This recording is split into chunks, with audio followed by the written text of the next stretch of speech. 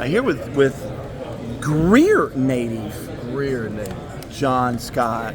You're starting your second year on staff here. What was the first year like for you?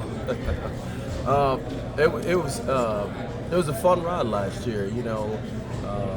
For so many years I've known Dabo and never had the opportunity to come work on his staff. So that part of it was really cool. Like getting to really know Coach Sweeney.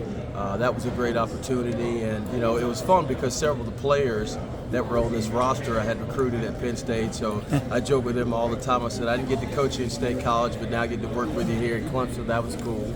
But I really enjoyed it. Just the being integrated in the program, seeing what this place is really about, understanding how it works here, and the true family environment and why they do things the way they do. That was fantastic. A lot of Penn State connections here, but you and Coach Allen missed each other. Yeah, we just missed each by a other. year, and Thomas Allen. I mean, what's it like having all these great coaches on staff? I mean, you, Thomas Allen, Coach Houston, John Gross. I mean, it's a bunch of dudes. It's a bunch of dudes on this staff. It's like an all-star cast when I come in here. I joke all the time, but it's just like I'd known Coach Houston way back when he was a head coach, I believe, at Lenore Ryan. When I almost took a job from Western Carolina, I talked to Coach Houston about taking a job. And so we had a mutual friend with Fred Goldsmith that goes all the way back when I just was getting started. And I'm like, Mike, we're finally getting to work together 20 years later. But it just really shows you how small this coaching fraternity is. I just missed Coach Allen by a year at Penn State, so I knew all the players that he had because I'd recruited a bunch of them and had close ties with them, so that part was really cool. We had some good State College stories. And so just being able to work with those guys from a day-to-day basis. I have such a great appreciation for John Gross, because when he was at Jacksonville State, we were at Georgia Southern. We almost met in the national championship game. North Dakota State beat us, and they played them, so we almost played. So I have just an appreciation of the job that he did at Jacksonville State. And then, so getting to work with these guys, we have a lot of the same war stories and just common things and in common, and it's been fantastic. I have to imagine that room is a lot of fun with all of the defensive minds that are in there. Yeah. Because you're adding Chris Rumpf, you're adding Nick Eason, Tom Allen, Coach Houston, even Lorenzo Ward, has been a defensive coordinator at a high level. He's sharp. Yeah. We sit there and say, I look at it this way. Every day I come in, I'm learning and also being able to give knowledge and things that I've done. So it's like me, Rump, and Nick, and you throw in Daquan. It's like a D-line clinic. When we get together and put our minds together, because we've all done different things at different places, and me, myself, and Nick, and Rump have all coached in the NFL at multiple teams, so we've done different things. So that part of it is really cool. And then when you put it all together and you're sitting there with Tom, who's like, Coach Allen is fantastic. I think Clemson fans will really get an appreciation of him this year, what he's done and what he's able to do. He's been fantastic. He's coached some great defenses. He's a great man of faith.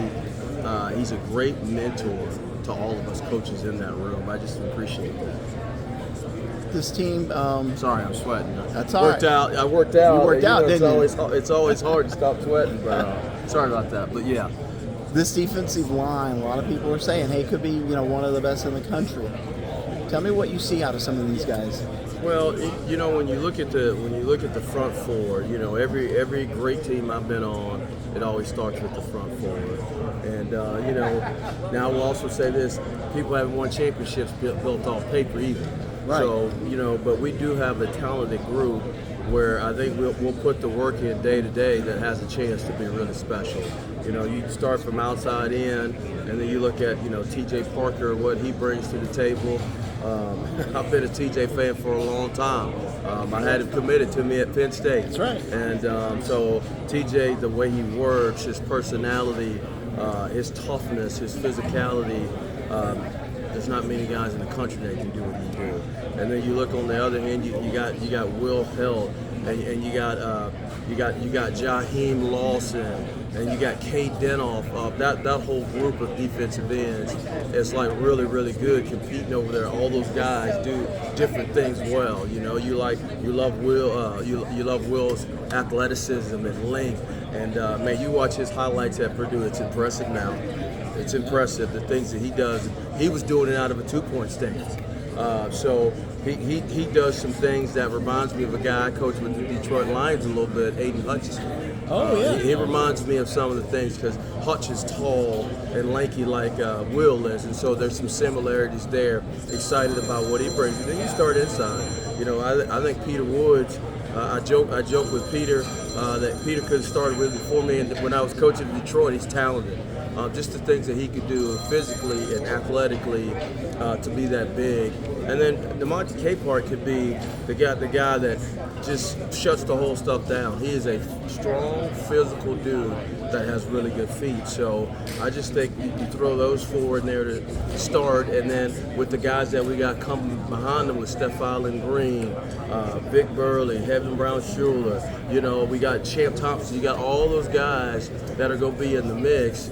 I'm super excited about what it can be for us up front, you know. But like all of that doesn't mean anything. You got to go put the work in. You got to prove it, and you got to practice it and be great at your craft. But you know, you look at that group from top to bottom.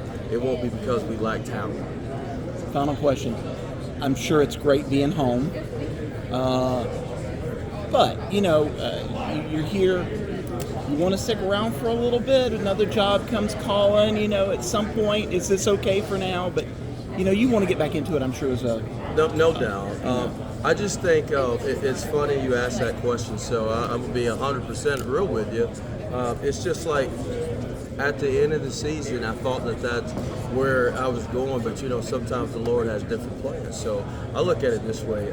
I've been doing this a long time, and one of the things that you learn when you're in this profession is it's not the logo, it's the people you work for. And so like some of the opportunities that presented themselves at the end of the season, I wasn't sure about the people.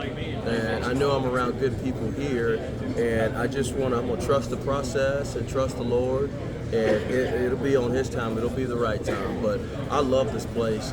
You know, it's a great environment. It's exactly what I need and where I need to be right now. You know, you never close the door on anything. But if the Lord tells me it's time to go, then we'll go. But this is going to be a good ride this year. Appreciate it. Appreciate it.